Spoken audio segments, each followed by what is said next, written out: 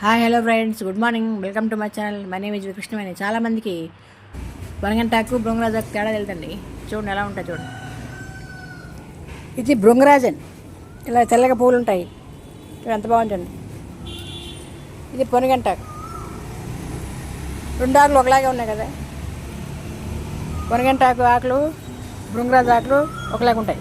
వీటి తేడా ఎలా గ్రహించాలంటే మనం వీటికి పూలు తెల్లటి పూలు ఉంటాయి, ఆకు మందంగా ఉంటుంది చూడండి. ఇలాగ ఆకులా మందంగా ఉంటుంది.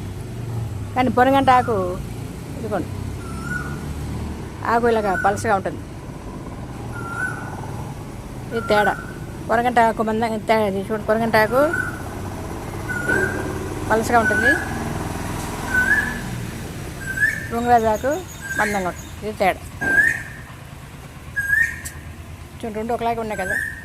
పొనగంటాకు పువ్వులు రావండి,